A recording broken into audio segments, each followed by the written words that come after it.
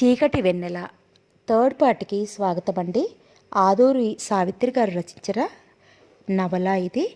Last but one part. So for story ఏమైంది? చక్రవర్తి అందాల రాశి అయిన మనోజ్ఞని పెళ్లి చేసుకుందామని అనుకున్నాడు, కానీ చేసుకోలేకపోయాడు కదా లాస్ట్ పార్ట్లో.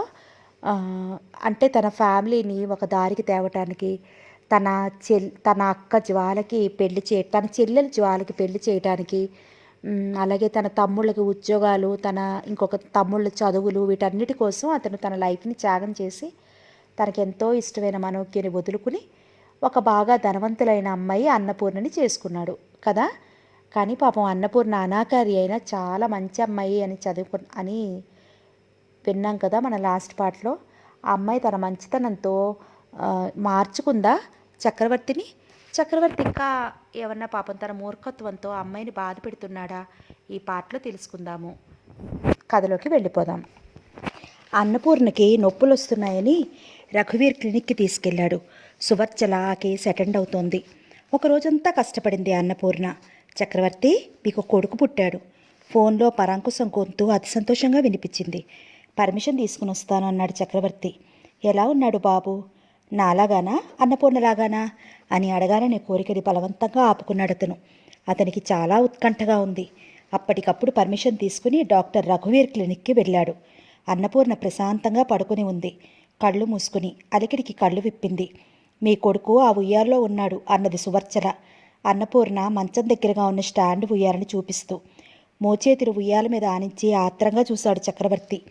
గులాబీ రంగు ఒళ్ళు, లక్కపెడతల్లాంటి చిన్న నోరు, నల్లగా ఒత్తుగా ఉన్న జుట్టు, మూసి ఉన్న కడురెప్పలతో బొత్తుగా ముద్దుగా ఉన్న బాబును చూడగానే చక్రవర్తిలో కొన్ని నెలలుగా అదిమి ఉంచిన టెన్షన్ ఒక్కసారిగా రిలీజ్ అయిపోయింది. పట్టరాని సంతోషంతో అతని మొహం తడతడలాడిపోతోంది. తల తిప్పేసరికి తననే తదేకంగా చూస్తున్న అన్నపూర్ణ కనపడింది. థ్యాంక్స్ పూర్ణ, థ్యాంక్స్ ఎలాట్. బాబు అచ్చన్ నాలాగా లేడు అన్నాడు చక్రవర్తి. మొదటిసారిగా అతను తనను పూర్ణ అని ఆత్మీయంగా పిలుస్తున్నాడు. బాబు తన పోలికలతో ఉంటే అమ్మో, వాడితో సహా తాను ఒంటరిది అయిపోయేది. చక్రవర్తి మొహాన్ని చూడలేకపోయేది. ఇద్దరినీ వదిలేసి పారిపోయేవాడు. థ్యాంక్ గాడ్ అలా జరగలేదు అనుకుంది అన్నపూర్ణ. అవును, మీ పోలికే అన్నదామే. అతను తన అనారోగ్యం గురించి అడగలేదు. మానవత్వం లేని మగాడి గురించి చెప్పాలంటే ముందుగా తన భర్త పేరునే ఉదాహరించాలి అనుకుందామే. అయినా ఆ అసంతృప్తిని పక్కకు నెట్టేసింది. కొడుకును చూసుకుని ఒకటే మురిసిపోతున్నాడు చక్రవర్తి. ఇన్నాళ్లకు తన ప్రేమను పంచడానికి తనదంటూ ఒక కేంద్ర బిందువు దొరికినట్లయింది అతనికి. పారసాలప్పుడు ఏడుకొండల వారి పేరు పెడదాం. ఫ్యాషన్ల పేరుతో వేరే ఇంకే పేరు పెట్టకండి. మన ఇంట్లో ఈ తరానికి వీడే మొదటి బిడ్డ అన్న భూదేవి మాటల్ని పరాంకుశం ఆమోదించాడు. చక్రవర్తి ఓకే అన్నాడు. నీకే పేరు ఇష్టమో చెప్పమ్మా అన్నది భూదేవి.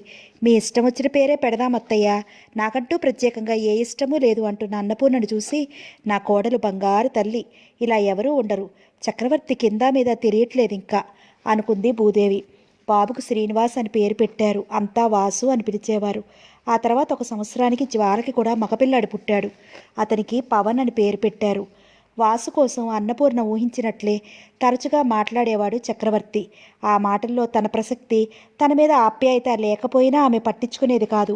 ఇదివరకైతే తమ మధ్య మాటలకే కొరత వచ్చినట్లుండేది. ఎప్పుడూ నిశ్శబ్దం రాజ్యమేలేది. ఇప్పుడు తమ ఇల్లు బాబు కేరింతలతో, వాడితో సమానంగా చక్రవర్తి అల్లరితో, వాడి గురించిన మాటలతో సందడిగా మారింది. ఆఫీస్ అవగానే వెంటనే ఇంటికొచ్చేస్తాడు చక్రవర్తి. అప్పటికే వాసును రెడీ చేసి ఉంచుతుంది అన్నపూర్ణ. లేకపోతే ఇంకా నీ పని కాలా? పగలంతా ఏం చేస్తున్నావు? వీడికి స్నానం చేయించడానికి కూడా తీరిక లేదా అని విసుక్కుంటాడు. చూడు, బాబు నిక్కర తడిసింది, మార్చు. బాబు ఏడుస్తున్నాడు, ఏం కావాలో చూడు. ఈరోజు వాడు అలా డల్గా ఉన్నాడేంటి? ఒంట్లో బాగోలేదా? డాక్టర్ చూపించనా? ఇలాంటి మాటలే చక్రవర్తి అన్నపూర్ణతో మాట్లాడేవాడు. బాబుకు అతనికి టైం ప్రకారం అన్నీ సమకూర్చే యంత్రం అతను అని అన్నపూర్ణ తర్కించుకునేది కాదు. కాసేపు బాబును బయటికి తీసుకెళ్తాడు చక్రవర్తి.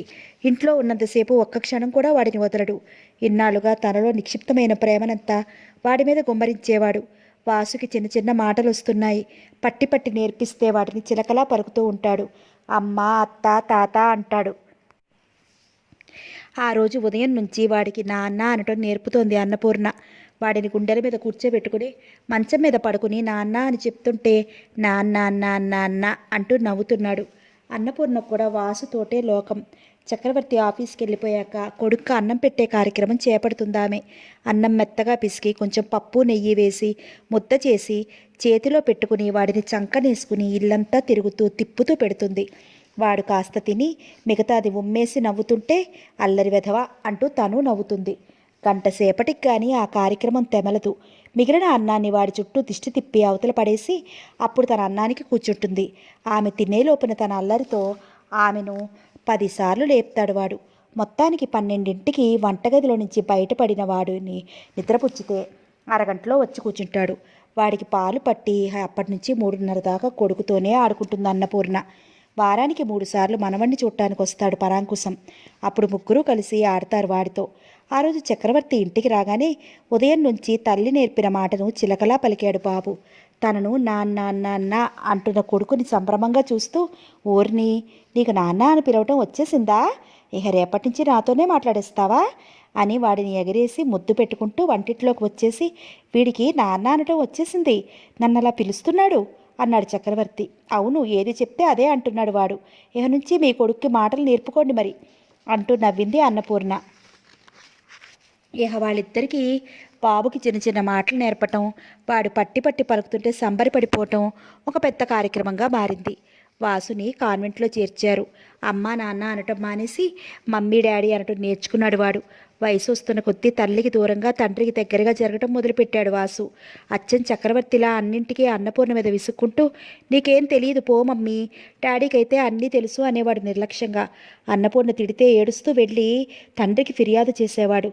చక్రవర్తి వాడిని వెనకేసుకొచ్చి అన్నపూర్ణను తిట్టేవాడు. మిమ్మల్ని పిల్లల్ని పెంచడం చేత కాదు అనేవాడు.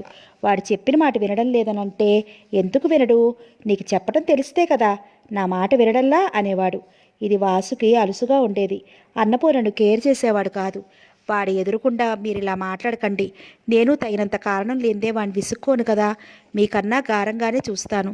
మీకు చెప్తే తప్పు వాడిదైనా కూడా మీరు నన్నే తిడతారని, వాడు ఏం చెప్పినా మీరు సై అంటారని, ఈ ఇంట్లో నా మాటకు విలువ లేదని, మీ మాటకు తిరుగులేదని, నన్ను కేర్ చేయకపోయినా పర్లేదని వాడి మనసులో ఇప్పటి నుంచే నాటుకుపోతోంది. ఇది మంచి పద్ధతి కాదు. ఇన్నాళ్ళు అంటే మనిద్దరమే కనుక మీరు ఎలా ప్రవర్తించినా సరిపోయింది. ఇప్పుడు ఆ ప్రభావం వాడి మనసు మీద పడుతోంది. ఇహనైనా మీరు మారండి. వాడి ఎదురుగుండానైనా నా మాటకు విలువ ఇస్తున్నట్లు నటించండి అన్నది అన్నపూర్ణ ఒకసారి. కళ్ళెత్తి ఓసారి నిర్లక్ష్యంగా ఆమె కేసు చూసి, రారా వాసు అంటూ అవతలికి వెళ్ళిపోయాడు చక్రవర్తి.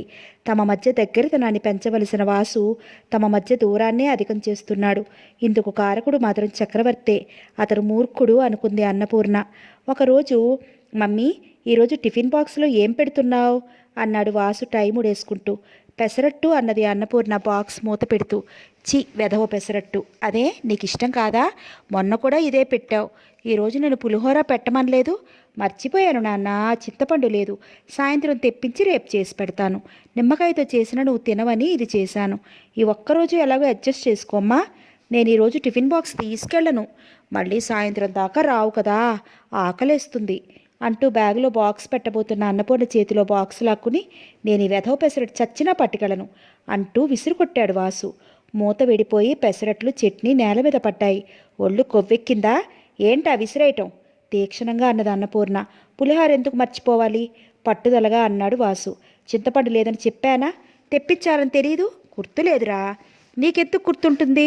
అందుకే ఆ పెసరట్టు నువ్వే తిను అంటూ బ్యాగ్ భుజానికి తగిలించుకుని వెళ్ళబోతున్న వాసు చేయి పట్టుకుని వెనక్కి లాగి, మర్యాదగా బ్యాగులో పెట్టుకో అన్నది అన్నపూర్ణ కోపంగా. నాకొద్దు, I don't like the bloody pesarattu. వాడి నిర్లక్ష్యం చూస్తుంటే ఒళ్ళు మండిపోతోంది అన్నపూర్ణకి. అయినా నిగ్రహంగా తనే బాక్స్ తెచ్చి పెట్టబోయింది. ఒక్క తోపు తోసి ఆ బ్యాగ్స్ని ఈసారి దొడ్లోకి విసిరేశాడు వాసు. అన్నపూర్ణలో ఉద్రేకం కట్టలు తెంచుకుంది. వాడిని పట్టుకుని టపటపా 4 వాయించింది. వాడి పుట్టాక వాడి మీద ఎవరూ చేయి చేసుకున్న సన్నివేశాలు అట్టే లేవు. ఇల్లెగిరిపోయేలా ఏడుస్తూ, డాడీ మమ్మీ నన్ను కొట్టి చంపేస్తోంది అంటూ అరుపులు మొదలుపెట్టాడు వాసు. ముందు గదిలోంచి గబగబా వచ్చాడు చక్రవర్తి. వాసుని దగ్గరికి తీసుకుని, ఎందుకు కొట్టావు వాడిని అన్నాడు తీవ్రంగా. ఆమె చెప్పిందంతా విని, వాడు చెప్పిందే చేయొచ్చు కదా, అంత మాత్రం గుర్తు లేకుండా పోతుందా అన్నాడు చక్రవర్తి. మర్చిపోతే దానికి ఇంత రాద్ధాంతం చేయాలా? పట్టుదల కోసం గోల పెట్టడమే కానీ వాడికి పెసరట్టు అంటే చాలా ఇష్టం. మీరు ప్రతిదానికి వాడిని ఇలా వెనకేసుకురాకండి. దాన్ని అలుసుగా తీసుకుని వాడు ఇలా ప్రవర్తిస్తున్నాడు. నిర్లక్ష్యం పొగరు ఎక్కువైపోయాయి. నన్ను అసలు కేర్ చేయటం లేదన్నది అన్నపూర్ణ. నువ్వు ఎలాగైనా ఊహించుకో, నాకేం అభ్యంతరం లేదు. కానీ వాడి ఒంటి మీద చెయ్యేస్తే మాత్రం మర్యాదగా ఉండదు. పసిపిల్లాడితో సమానంగా ఏదేదో ఊహించుకుంటూ ఇలా ప్రవర్తించింది చాలక వాడిని తన్నటం కూడానా? జానుడు లేడు. ఒకళ్ళను కేర్ చేయటం చేయకపోవటం లాంటి పెద్ద పెద్ద విషయాలు వాడికి తెలుస్తాయా? నువ్వు అనవసరంగా లేనిపోని సీన్స్ క్రియేట్ చేయకు అని అన్నపూర్ణని కసిరి, నీకు డబ్బులు ఇస్తాను నాన్న, ఈరోజు నీకేం కావాలో కొనుక్కో, రేపు తప్పకుండా పులిహార చేస్తుంది అంటూ వాడిని తీసుకెళ్తున్న చక్రవర్తిని చూస్తూ కొయ్యలా నిలబడింది అన్నపూర్ణ. వాడు మీకొక్కడికే కొడుకా? నాకేమీ కాడా? వాడి మీద నాకేమీ హక్కు లేదా? వాడిని ఒక దెబ్బ వేసే అధికారం నాకు లేదా అని తను భర్తతో వాదించవచ్చు. కానీ ఇక్కడ ఇప్పుడు కావలసింది వాడి మీద హక్కులకి అధికారం కోసం పోరాటం కాదు, వాడి ప్రవర్తనను సుశిక్షితంగా మార్చటం. ఈ విషయంలో చక్రవర్తి తనకు కోఆపరేట్ చేయటం లేదు. అతనికి వాడి మీద ఉన్న అతి ప్రేమ, తన మీద ఉన్న నిర్లక్ష్యం, అందరి మీద ఉన్న ఉక్రోషంతో కలిసి కళ్లకు పొరలు కమ్మేలా చేస్తున్నాయి. పిల్లల మనసులు తెల్ల కాగితాల్లాంటివి. పెద్దవాళ్ల ప్రవర్తన సిరా లాంటిది. అస్తవ్యస్తంగా ప్రవర్తించి ఆ సిరానంతా కాగితానికి పులిమి పనికిరాకుండా చేయటమో, లేక సవ్యంగా ప్రవర్తించి ఆ కాగితం మీద సిరాతో చక్కని అక్షరాలు రాసి దానికి అందాన్ని అర్థాన్ని కల్పించటమో, ఇదంతా పెద్దవాళ్లలోనే ఉంటుంది. తను వాడి గురించి లేనిపోని ఊహిస్తోందా? వాడు పసివాడే కావచ్చు, కానీ తను వాడికి ఏదైనా చెప్పబోయినా, వాడు తనకి ఏదైనా చెప్పాల్సి వచ్చినా అప్పుడు వాడి కళ్ళల్లో కనపడే సుపీరియారిటీ, అహంభావం, తన పట్ల నిర్లక్ష్యం ఎంత స్పష్టంగా కనిపిస్తాయో తనకు తెలుసు. అచ్చం చక్రవర్తిలా ప్రవర్తిస్తాడు వాడు. వాడి మీద తండ్రి ప్రభావం ఎంతగానో ఉంది. సంసారంలో భార్యాభర్తలు తమ పిల్లల ముందు హుందాగా, సామరస్యంగా, వివేకంగా ప్రవర్తిస్తూ తమకేదైనా గొడవలొస్తే వాళ్ళ పరోక్షంలో వాటి గురించి చర్చించుకుని తమ తమ ఉద్రేకాలను పిల్లల దృష్టిలో పడనివ్వకుండా ప్రదర్శించుకోవాలి. ముఖ్యంగా వాళ్ళు తమ పిల్లల ఎదురుగా తగాదాలు పడటం, ఒకరినొకరు తీసి పారేసుకోవటం, ఎద్దేవా చేసుకోవటం. మీ అమ్మకేం తెలియదురా, దాని మొహం అదో అడవి మనిషి అని తండ్రి పిల్లల దగ్గర కామెంట్ చేయటం, మీ నాన్న మూర్ఖుడు, రాక్షసుడు, ఆయనకేం తెలిచ్చావదు అంటూ తల్లి పిల్లలతో అనటం, ఇలాంటివన్నీ ఆ సంసారంలో ఉన్న పసిపిల్లల మనసుల మీద విపరీతమైన ప్రభావం చూపి విషపు బిందువులు చిలికిస్తాయి. ముందు ముందు ఇలాంటి పరిస్థితి చాలా దారుణాలకు దారితీస్తుంది. పిల్లలు పెద్దవాళ్ళని అనుకరించాలని చూస్తారు. అందుకనే పెద్దల ప్రవర్తన పిల్లలకి ఎప్పుడూ ఆదర్శప్రాయంగా ఉండాలి. ఇదంతా తనకు తోచకపోగా చెప్పినా వినిపించుకోలే చక్రవర్తి ప్రవర్తనకు అన్నపూర్ణ గాయపడుతోంది. వాసు ప్రవర్తన ఆ గాయం మీద కారం అద్దినట్లుంది. ఏం చేయాలి? వాడిని ఎలా మార్చాలి? వాడికి తండ్రి మాట మీద గురి ఎక్కువ. చక్రవర్తి మారితే వాడు మారతాడు కానీ అతను మారడు. కొత్తలో చక్రవర్తిలో ఉండే ఉక్రోషం, అసంతృప్తి రాను రాను బొట్టితరంగా, అహంభావంగా రూపుదిద్దుకున్నాయి. ఇప్పుడు అతను మారే ప్రసక్తి లేదు. అతన్ని అనుకరిస్తూ అతని మద్దతుని ప్రతిదానికి సంపాదించుకునే వాసు అంతకన్నా మారడు. భగవాన్ తన అనాకారితాన్ని ఇంత మాత్రాన తాళి కట్టిన భర్త చేతనే కాకుండా ఆఖరికి తన రక్తాన్ని పంచుకుని తన చేత జన్మనివ్వబడిన బిడ్డల చేత కూడా ద్వేషించబడాలా? అన్నపూర్ణ హృదయం పక్కున మండిపోతోంది. ఆ తల్లి మనసు వాసును ద్వేషించలేకపోతోంది. వాడి ప్రవర్తనను సమర్థించలేకపోతోంది. చక్రవర్తికి ఎదురు తిరిగి వాడిని మార్చలేకపోతోంది. పెళ్ళైన కొత్తలో మొదలైన చక్రవర్తి తిరస్కారాన్ని గ్రాడ్యువల్గా హరించుకోగలిగిన అన్నపూర్ణ కొడుకు తిరస్కారాన్ని భరించలేకపోతోంది. వాడు చెడిపోతాడనే భయం కూడా ఇందుకు తోడవుతోంది. ఆ రోజుల్లో ఏ కష్టమైనా తనొక్కడే భరించింది. అందుకే అప్పుడింత బాధ అనిపించేది కాదు. ఇప్పుడు అది తన కొడుకు మీద పడుతోంది. అందుకే ఇంత బాధ. ఆ తండ్రి కొడుకుల ప్రవర్తన రాను రాను అన్నపూర్ణలో నైరాస్యాన్ని, నిర్లిప్తతను ఎక్కువ చేయసాగింది. వాసు తర్వాత అన్నపూర్ణకి 2 ఆడపిల్లలు పుట్టారు. పెద్దమ్మాయి వాణిలో అన్నపూర్ణ పోలికలు ఎక్కువగా ఉంటాయి. అదే నెమ్మది, శాంత స్వభావం కూడా వచ్చాయి. రెండో అమ్మాయి మంజు చక్రవర్తి పోలిక. వాసు చక్రవర్తి కలిసి మంజుని బాగా గారం చేసి నెత్తికెక్కించుకునేవాళ్ళు. వాళ్ళు ప్రతి విషయానికి వాణిని తీసిపారేసి వెలివేసినట్లు చూసేవారు. ఇది సహజంగానే మంజులో అహంభావాన్ని, వాణి అంటే చులకడ భావాన్ని ఏర్పరిచింది. అందగత్తెరన్న గర్వం కూడా అమ్మాయిలో హెచ్చుగానే ఉండేది. తల్లిని వాణిని అసలు లెక్క చేసేది కాదు. చూడండి డాడీ అంటూ ప్రతిదానికి తండ్రి దగ్గర గారాలు పోయేది. చక్రవర్తి ఆ పిల్లను వెనకేసుకొచ్చి వాణినే అన్నిటికీ మందలిస్తూ ఉండేవాడు. వాసు కూడా మంజుని ముద్దు చేసేవాడు. తన ఫ్రెండ్స్ ఎవరైనా వస్తే మా సిస్టర్ అంటూ మంజును ఒక్కదానే పరిచయం చేసేవాడు. ఆ ఇద్దరి మద్దతును సంపాదించిన మంజు రణపెంకిగా, ఇంకా చెప్పాలంటే మూర్ఖంగా తయారైంది. తను చాలా తెలివైన దాన్ననే గేర అమ్మాయి ప్రతిచర్యలోనూ కనపడేది. ఆ అమ్మాయి ఏది చెప్పినా చేస్తాడు చక్రవర్తి. లేకుంటే అలుగుతుంది. ఓపిగ్గా బతిమాలాలి. ఆ పిల్ల అలక పోగొడతాడతను. అతనికి ఆ అమ్మాయికి అటాచ్మెంట్ ఎక్కువ. ఏం కావాలన్నా మంజునే పిలుస్తాడు. నా బనీని ఎక్కడ తగలెట్టారు అని అరుస్తున్నాడు వాసు. ఆ అలమారలో ఉంటుంది, వెతుక్కో అంది అన్నపూర్ణ. ఎందుకు వెతుక్కోవాలి? వెతుక్కుంటే కనపడి చస్తుందా? అవతల నాకు కాలేజీకి టైం అయిపోతుంది అంటూ అలమారలోని తాళ్ల మీద వేలాడుతున్న బట్టలు యువతలికి లాగి విసిరేసి తిట్టుకుంటూ వెతుకుతున్నాడు వాసు. మంచం మీద పడుకుని పుస్తకం చదువుతోంది మంజు. తీరిగ్గా తల తిప్పి వాసుని చూస్తూ, అన్నయ్య, నిన్న వాణి ఆరేసిన బట్టలన్నీ మడత పెట్టింది, దాన్ని అడుగు అన్నది. వాణి, వాణి, నా బనేనేది? ఎక్కడ తగలెట్టావు? వెతుకు. 2 నిమిషాల్లో దాన్ని నాకు తెచ్చి ఇవ్వకపోతే చెప్తాను ఈ పని అంటూ అరిచాడు వాసు. నేను మడతపెట్టి అలమారాలోనే పెట్టానన్నయ్య. నువ్వులే, నేను చూస్తాను నెమ్మదిగా అన్నది వాణి. ఏం చూస్తావు? అలమారలో లేదు. నీకెందుకే అసలు ఆ బట్టల జోలి? అతడు విసిరేసిన బట్టల్లోంచి బనీని తీసిస్తూ, ఇదిగో నువ్వు విసిరేసిన వాటిలోనే ఉంది అన్నది వాణి. అది అందుకుంటూ, నా పెన్నేదే అన్నాడు వసురుగా. మంజుకి ఇచ్చాను, అది దాస్తానని తీసుకుంది. నేనెప్పుడు తీసుకున్నాను? నాకు తెలియదు తల్లి. నీకు నేనే దొరికానా అన్నది మంజు నిర్లక్ష్యంగా. నేను దీనికిచ్చి దాచమంటే దాని మీదకి తోస్తావేంటి? అదే దాస్తానని తీసుకుంది. ఉట్టిదే అన్నయ్య, తనే ఎక్కడో పెట్టి మర్చిపోయి ఉంటుంది అన్నది మంజు. అబద్ధం ఆడకు, నువ్వు తీసుకోలేదు అన్నది వాణి. అబద్ధాలడి కర్మ నాకేం పట్టింది? నాకు పెన్నే కావాలంటే డాడీ 100 కొనిస్తారు. దాని పెన్ను దానికే ఉంది, నువ్వెక్కడో పడేసి దాని మీదకి నెడుతున్నావు. నీకు మరీ మతిమరుపు ఎక్కువైపోతోంది. ఏ పని చెప్పినా దరిద్రమే అంటున్న వాసు మాటలకి కాగలేక అక్కడికి వచ్చింది అన్నపూర్ణ. ఎందుకురా అంతా దాని మీద విరుచుకుపడతారు? మీలాగా ఎదురు నీలగడం చేత కానిదనా అని వాణి వైపు తిరిగి, నీకు అసలు సిగ్గులేదే? అసలు వాడ పనులు నువ్వెందుకు చేయాలి? ఆరిన బట్టలు మడతలే పెట్టుకుంటారో లొంగ చుట్టి అవతల పారేసుకుంటారో వాళ్ళిష్టం. నువ్వు వాళ్ళిద్దరి బట్టలు ముట్టుకోకు, వాళ్ళ పనులేవి చేయకు అన్నది అన్నపూర్ణ. మొన్న మా ఇద్దరి బట్టలు అలా వదిలేసావే, అవే నీకు బరువయ్యాయా అంటూ తిట్టారమ్మా. అందుకే మడతలు పెట్టాను. పెన్ను కూడా మంజూనే తీసుకుందమ్మా, ఒట్టు అంటుంటే వాణి కళ్ళల్లో నీళ్లు తిరిగాయి. ద్రవించిపోయింది అన్నపూర్ణ. చెయ్యి చాపి వాణి దగ్గరగా తీసుకుంది. ఆ అంటే ఏడవటం మాత్రం తెలుసు, ఎత్తేవాగా అన్నది మంజు. మంజు, నోటికొచ్చినట్లు వాగకు. ఈ ఇంట్లో పెద్ద చిన్న తారతమ్యాలు లేకుండా పోతున్నాయి. నిన్న నువ్వు దాని దగ్గర పెన్ను తీసుకోవడం నేను కూడా చూశాను. బుకాయించకు. ఈసారి వాణినేమన్నా అంటే ఊరుకునేది లేదు. వాసు, నీ పనులేమన్నా ఉంటే నువ్వు చేసుకో, లేకంటే మంజుకు చెప్పుకో, అంతేగాని వాణిని పిలవకు. నీ పెన్ను మంజులు అడుగు అన్నది అన్నపూర్ణ. అబ్బో, ముద్దుల కూతురిని ఏమన్నా అంటే ఈవిడ గారికి పొడుచుకొస్తుంది మూతి విరుస్తూ అన్నది మంజు. అన్నపూర్ణ వాణి వంటింట్లోకి వెళ్ళిపోయారు. అన్నానికి వచ్చిన చక్రవర్తి చుట్టూ చూస్తూ, మంజు ఏది అన్నాడు. మంజు, అన్నానికి రామ్మా అని పిలిచాడు. నేను రాను డాడీ, మీరు తినండి అక్కసుగా అన్నది మంజు. ఏరా, ఏమైంది అంటూ చక్రవర్తి బ్రతిమాలసాగాడు. మమ్మీ నన్ను నానా మాటలు అంది. నేను అన్నయ్య పెన్ను తీశానట. నేనేం తీయలేదు, కావాలంటే వాడిని అడగండి అన్నది మంజు. అవును డాడీ, నేను వానికి ఇస్తే అది దీనికి ఇచ్చానంటుంది. ఆవిడ గారికి మమ్మీ వత్తాసు, ఇద్దరూ కలిసి దీని మీద యుద్ధానికి వచ్చారు అంటూ ఫిర్యాదు చేశాడు వాసు.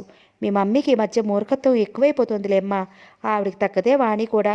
నీకు తెలియదేముంది? నువ్వు అసలు వాళ్ళని పట్టించుకోకు. నీకేం కావాలన్నా నన్ను అన్నయ్యను అడుగు. నువ్వు తినకపోతే నేను తినను. చక్రవర్తి బ్రతిమాలే విధానం చూస్తుంటే అరికాలి మంట నెత్తికెక్కుతోంది అన్నపూర్ణకి. ఆమెకు పట్టలేనంత ఉద్రేకం వస్తోంది. ఈ సంసారంలో సభ్యులు ఇలా 2 పార్టీలుగా చీలిపోవటానికి కారకుడు చక్రవర్తి. తనని వాణిని వాళ్ళిద్దరూ వెలివేసినట్లుగా చూడటం, తమని శత్రువుల్లా ట్రీట్ చేస్తూ తమ మీద అతనికి చాడీలు చెప్పి తిట్టించాలనుకోవటం, ఇదంతా చక్రవర్తి ప్రవర్తనలో గల లోపం వల్లే జరుగుతోంది.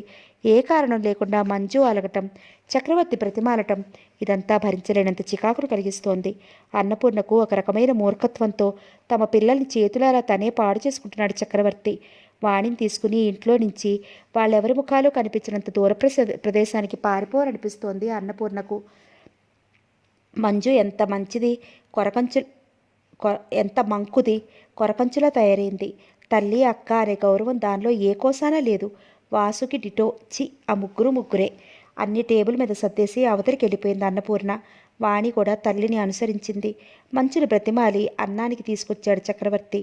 వాళ్ళ ముగ్గురు నవ్వుతూ జోక్స్ వేసుకుంటూ కేరింతలతో భోజనం మిగించి వెళ్ళేటప్పుడు అన్నపూర్ణకు కూడా చెప్పలేదు. తన తిన్న పళ్ళెం కూడా తీసి సింకులో వేయదు మంజు. వాణి వచ్చి పళ్ళాలు తీసి టేబుల్ క్లీన్ చేసి తనకు తల్లికి వేరే ప్లేట్లు పెట్టింది. అన్నపూర్ణ వాణి అన్నానికి కూర్చున్నారు. ఏడ్చినట్లుగా వాణి కళ్ళు మొహం ఎర్రగా ఉప్పి ఉన్నాయి. ఏమని ఓదార్చాలో, ఎలా అనునయించాలో అన్నపూర్ణకి అర్థం కావటం లేదు. ఇలాంటి సమస్య ఏ తల్లికైనా వస్తుందా? నల్లగా ఉన్నంత మాత్రాన వానికి తండ్రి ప్రేమ కరువు అవ్వాలా? తన తండ్రి ఇలాగే ప్రవర్తించాడా? తల్లిదండ్రులకు కూడా బిడ్డలు అందచందాలు కావాలా? స్వంత అక్క అనే భావన మంజుకి కానీ, చెల్లి అనే స్పృహ వాసుకు కానీ లేదు. ఎప్పుడూ వాణిని టీచ్ చేస్తూనే ఉంటాడు. ఎన్నిసార్లు చెప్పినా దీనికి కారకుడు చక్రవర్తి అంతే. వాళ్ళ నుంచి వాణిని ఎలా రక్షించగలదు? వాళ్ళ ముగ్గురిదే డామినేషన్ ఈ ఇంట్లో. తామిద్దరూ రెండో తరగతి పౌరులుగా చూడబడుతున్నారు. ఇది తన ఇల్లు అయినా ఇక్కడ తనకు స్వాతంత్రం లేదు. తన బిడ్డను రక్షించుకోగల కెపాసిటీ లేదు.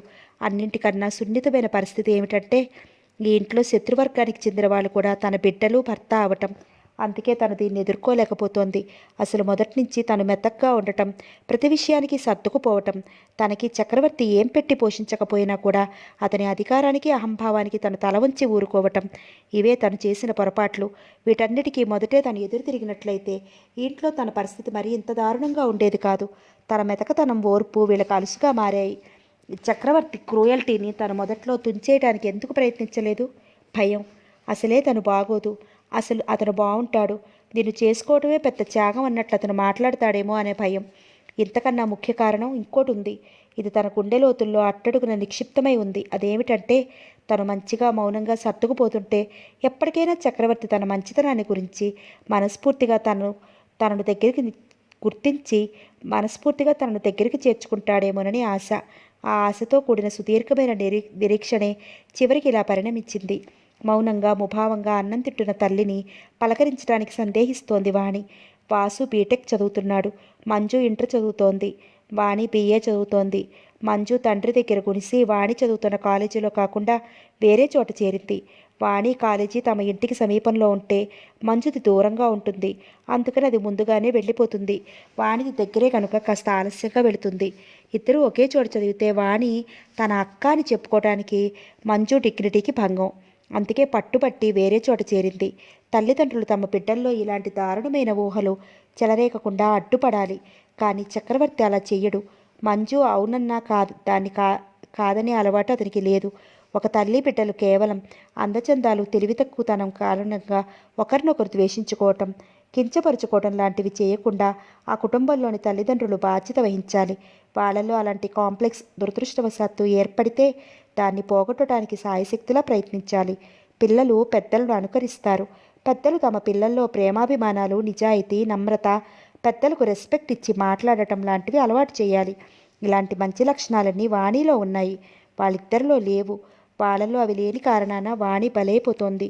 తనకన్నా దురదృష్టవంతురాలా అది. తనను పుట్టింట్లో తండ్రి అపురూపంగా పెంచాడు. రఘువీర్ తనను ప్రేమించకపోయినా ద్వేషించేవాడు కాదు. అక్కడి వాతావరణం ఆహ్లాదంగా ప్రశాంతంగా ఉండేది. చిన్నప్పటి నుంచి తను అలాంటి పరిస్థితుల మధ్య పెరిగింది. పరాయివాడైన భర్తతో మాత్రం తనను ద్వేషింపబడుతోంది. కానీ వాణి కన్నతండ్రి చేత, తోడబుట్టిన వాళ్ళ చేత కూడా తిరస్కరించబడుతోంది. ఈ ముగ్గురి ద్వేషాసూయాల మధ్య నలిగిపోతున్న వానికి తను అందిస్తున్న ప్రేమాభిమానాలు ఏమాత్రం శాంతిని కలిగించవు. అమ్మా, సందేహంగా పిలిచింది వాణి. వాణి అన్నపూర్ణను మిగతా ఇద్దరిలా మమ్మీ అనకుండా అమ్మా అనే పిలుస్తుంది. అందుకని మంజు ఆ పిల్లను అడవి మొహం అంటుంది హేళనగా. అయినా వాణి తన పద్ధతిని మార్చుకోలేదు. ఏం కావాలమ్మా? ఆప్యాయంగా అన్నది అన్నపూర్ణ. నాన్నగారు, మంజు, అన్నయ్య వీళ్ళెవ్వరికీ నేనంటే ఇష్టం ఉండదు. ఎందుకమ్మా? నేను వాళ్లతో సామరస్యంగా ఉండబోయినా వాళ్ళకి ఎన్ని పనులు చేసి పెట్టినా నన్ను ఎందుకమ్మా అలా బెదిరించి కొడతారు? నాన్నగారు కూడా అన్నయ్యతో మంజుతో మాట్లాడినట్లు మాట్లాడరు. నాకు ఫస్ట్ మార్కులు వస్తే నేను వెళ్ళి సంతోషంగా చెప్తే అలాగా అని ఊరుకుంటారు. మంజు చెప్తే దాన్ని పొగిడి గారం చేస్తారు అంటోంది వాణి. కళ్ళల్లో నీళ్లు తిరిగాయి. ఎన్నో సంవత్సరాలుగా ఆ పసిగుండలో మగ్గిపోతున్న ప్రశ్న, మనుషుల నీచ ప్రవృత్తిని నిలబెట్టి కడిగేసే సూటి ప్రశ్న. ఆ తల్లి గుండెలు కదిలించి కళ్ళలోకి గంగా గోదావరులు ప్రవహించేలా చేసిన ప్రశ్న. వాణి, నేనొకటి చెబుతాను, వింటావమ్మా అన్నది అన్నపూర్ణ. చెప్పమ్మా అన్నది వాణి. నీకు కాలేజీ టైం అవటంలా ఫస్ట్ అవర్ లేదు, పర్లేదు చెప్పు. వాళ్ళంతా నిన్ను తీసిపారేస్తున్నారని బాధపడే బదులు నువ్వే వాళ్ళని తీసిపారేయడం నేర్చుకోమ్మా. నువ్వు అసలు వాళ్ళ అభిప్రాయాలని కేర్ చేయకు. వాళ్ళ పనులు వాళ్ళు చేసుకుంటారో మానుకుంటారో అది వాళ్ళిష్టం. నువ్వు కల్పించుకోకు. నాన్నగారిని తప్ప మిగిలిన ఎవరిని నువ్వు లెక్క చేయకు. వాళ్ళు అనవసరంగా నీ జోలికి వస్తే హర్షించకు. ఎంత అభిమానం, ఎవరి అభిమానం కోసం దేవిలాడకు. ఆప్యాయత, అనురాగాలు సహజంగా ఉద్భవించాలి, కానీ అడుక్కుంటే వచ్చేవి కాదమ్మా. అలా వచ్చినా అవి నిలవవు. వాళ్లకు నువ్వు భయపడకు. నీలో ఉన్న ఇన్ఫీరియారిటీ కాంప్లెక్స్ను తొలగించుకో. ముందు మనిషికి అందం ఒక్కటే ప్రధానం కాదు. నువ్వు వాళ్ళకన్నా తెలివైన దానివి. అన్నింట్లోనూ నీకు ఫస్ట్ మార్కులు వస్తాయి. చక్కగా పాడగలవు, అద్భుతంగా వీణ వాయించగలవు. అందం ద్వారానే కాకుండా తమలో ఉన్న ఇతర టాలెంట్స్ ద్వారా కూడా ఇతరుల గుర్తింపును పొందవచ్చు. ఈ విషయాన్ని గుర్తుంచుకో. చదువును సంగీతాన్ని అభివృద్ధి చేసుకో. నీకేం కావాలన్నా నన్ను అడుగు. నీ ప్రేమను పొందాలని వాళ్లకు లేని తహతహ నీకు మాత్రం ఎందుకు? వాళ్ళ అందం వాళ్ళకున్నట్లే నీ వ్యక్తిత్వం నీకుంది. ఆ ఆత్మవిశ్వాసంతో ఎవరినైనా ఎదుర్కోవటం నేర్చుకో. ఎప్పుడూ ఇలా కుంగిపోకు. అన్నపూర్ణ మాటలతో వాణి ముఖంలోకి పూర్వపు కాంతి తిరిగి వచ్చింది. థ్యాంక్స్ అమ్మా అన్నట్లు చెప్పటం మర్చిపోయాను. నిన్న మా కాలేజీ ఫంక్షన్లో నేను పాడితే మా ప్రిన్సిపాల్తో సహా అందరూ ఎంత మెచ్చుకున్నారో తెలుసా? విప్పారిన కళ్ళతో అన్నది వాణి. నేను చెప్పలేదా? ప్రపంచమంతా మంజు వాసుల అభిప్రాయాలతోనే నిండి లేదు. నీ ప్రపంచాన్ని నువ్వే ప్రత్యేకంగా ఏర్పరచుకో. అది సంస్కారవంతంగా ఆదర్శప్రాయంగా ఉండేలా చూసుకో. తేలికపడ్డ మనసుతో లేచి పుస్తకాలు తీసుకుని తల్లికి చెప్పి కాలేజీకి వెళ్ళిపోయింది వాణి. తలుపులన్నీ వేసొచ్చి పడుకుంది అన్నపూర్ణ. తనే అలా ఎందుకు ఏర్పరచుకోలేకపోతోంది? ఎందుకు ఏర్పరచుకోలేదు? వాళ్ళ ప్రవర్తనకి ఏమాత్రం ప్రాధాన్యత ఇవ్వకపోబట్టే కదా ఈ ఇంట్లో ఇన్నేళ్లు గడపగలిగింది. వాణిలా లేదు. తనకే దిగులు లేదు. చక్రవర్తి నన్ను ప్రేమగా లాలిస్తూ ఒక్కసారి మనసారా దగ్గరికి తీసుకోవాలనే కోరిక, అది తీరలేదనే దిగులు నీకు లేవు అంటూ నిలదీసింది మనసు. ఇంకేం కోరిక? ఆ క్షణం కోసం ఎదురు చూసి చూసి తన వయసు కూడా భారంగా మలుపు తిరిగింది. చక్రవర్తి తనను లాలనగా దగ్గరికి తీసుకోవటమా? ఏనాటికైనా గౌరవంగా అన్నపూర్ణ అని పిలిస్తే చాలు. తడికళ్లతో అనుకుంది అన్నపూర్ణ. తనది కన్న కుడుపు. వాసుని మంజుని ద్వేషించలేరు.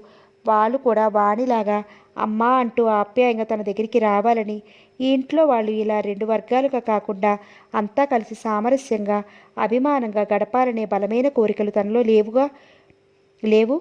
వాళ్ళతో తనకేమిటని తన ప్రపంచాన్ని తానెందుకు ఏర్పరచుకోలేకపోతోంది? తనకు వానికి చాలా తేడా ఉంది. అది ఇప్పుడే వికసిస్తున్న పువ్వు.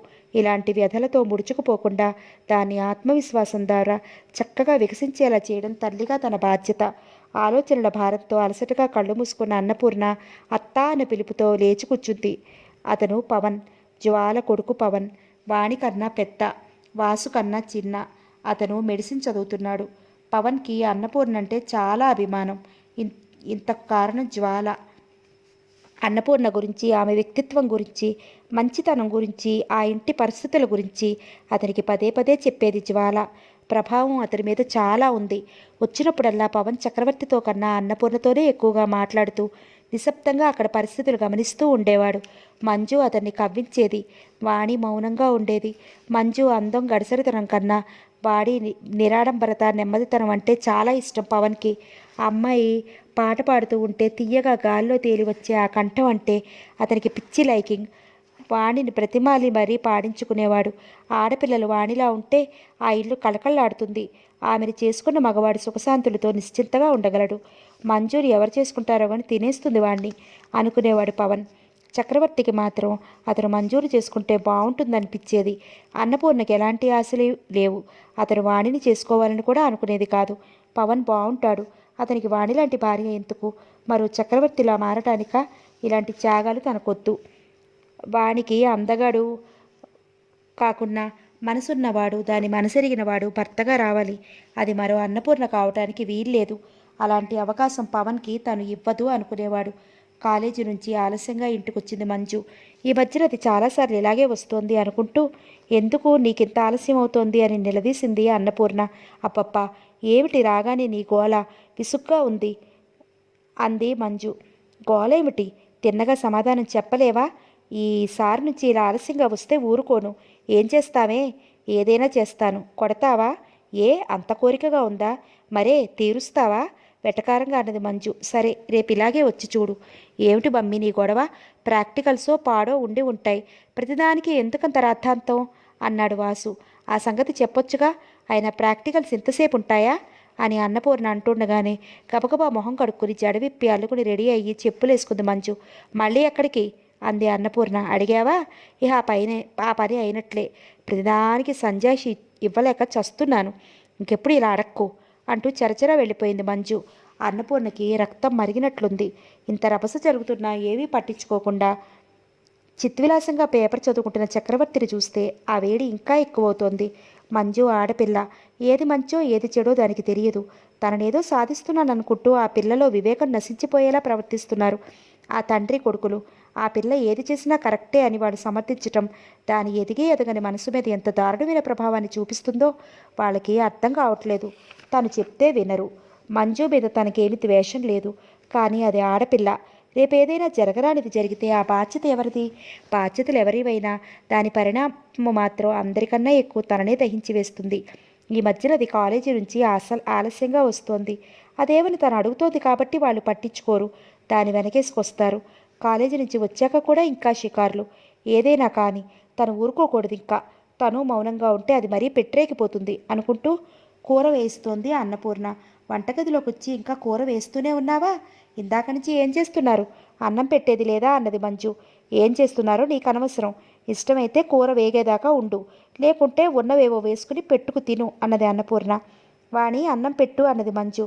లేవపోతున్న వాణిని వారిస్తూ నువ్వు చదువుకో, కావాలంటే అదే పెట్టుకుంటుంది అన్నది అన్నపూర్ణ. నేను పెట్టుకు తినను, మానే. మూతి బిగించి మంచమెక్కింది మంజు. ఎవరో వచ్చి పిలిస్తే బయటికి వెళ్ళాడు చక్రవర్తి. అతను వచ్చేసరికి ఆలస్యం అవుతుందని పిల్లలు ముగ్గురికి అన్నాలు పెట్టేసింది అన్నపూర్ణ. మంజు రావే అన్నాడు వాసు. నేను రాను, ఉక్రోషంగా అంది మంజు. ఏ? నాకొద్దు. ఏమైందే? ఏదో అయిందిలే. మమ్మీ ఏమన్నా అందా? ఎప్పుడూ అంటూనే ఉంటుంది. అయినా ఇప్పుడు నేను అన్నం తినకుండా బాధపడేవాళ్ళు ఎవరు లేరిక్కడ, నువ్వు తప్ప అనే మాట వాసుకి కిక్కిచ్చింది. వంటగదిలోకి వెళ్ళి మమ్మీ మంజుని ఏమన్నావు అన్నాడు వాసు. ఏ అన్నానికి రాదటనా అన్నది అన్నపూర్ణ. రాదట, మానేమను. నువ్వు వాణి రండి, అది అలాగే పస్తు పడుకుంటుందా? అయినా మమ్మీ, నువ్వు కూడా దాన్ని ప్రతిదానికి ఏదో ఒకటి అంటూనే ఉంటావు. అది చిన్నపిల్ల, దానికి నీకు తేడా లేకపోతే ఎలా? అయితే అది అలా తిరుగుతుంటే చూస్తూ ఊరుకోవలసిందేనా? దాన్ని ఏమీ అనే అర్హత అధికారం నాకు లేవా? చిన్నపిల్ల విషయంలో కూడా అర్హతలు అధికారాలు ప్రసక్తి దేనికి? అది దాని ఫ్రెండ్స్ ఇంటికి నోట్స్ తెచ్చుకోవడానికి వెళ్ళిందంట. దానికింత రాద్ధాంతమా? మమ్మీ, నువ్వు అసలు దాని గురించి పట్టించుకోకు. ఎందుకో గాని నీకు మంజులన్నా నేనన్నా గిట్టనే గిట్టదు. వాణి మీద ఉన్న ప్రేమ నీకు ఇంకెవరి మీద ఉండదు. మంజు విషయాలు నేను డాడీ చూసుకుంటాం. నువ్వు అస్తమాను దాన్ని సాధించకు. దానికి అసలే రోషం ఎక్కువ. అన్నం మానేసి పడుకుంటుందని తెలిసి ఏదో ఒకటి అనడం మానవు అంటున్న వాసుని విరక్తిగా చూసింది అన్నపూర్ణ. వీళ్ళ తన పిల్లలు? అవును మరి, చక్రవర్తికి ప్రతిరూపాలు. ఇలాంటి సమస్య ఏ ఇల్లాలకైనా ఏర్పడుతుందా? ఏర్పడితే దాన్ని ఆమె ఎలా పరిష్కరించుకోవాలి? ఈ పిల్లలు పుట్టకముందు మెంటల్గా తనెప్పుడూ ఇంత టార్చర్ అనుభవించలేదు. అసలు తమలాంటి వాళ్ళ సంసారాలు భార్యాభర్తల దగ్గరే పరిమితమై ఉండాలి కానీ బిడ్డల లాంటి బంధాలతో విస్తరించకూడదు. విస్తరిస్తే ఇలాంటి చిక్కుముడులు పీటముడులు తప్పవు. అవి విడదీసుకోవటం చేతకాక ఇలా ముక్కలు ముక్కలుగా చేసుకోక తప్పదు. అన్నపూర్ణ మనసు ఈ గొడవకు తట్టుకోలేకపోతోంది. మంజు విషయం పిచ్చెక్కిస్తోంది ఆమెకు. ఆ ఇల్లు నరకల్లా అనిపిస్తోంది. తన అసమర్థతకు ఏడుపొస్తోంది.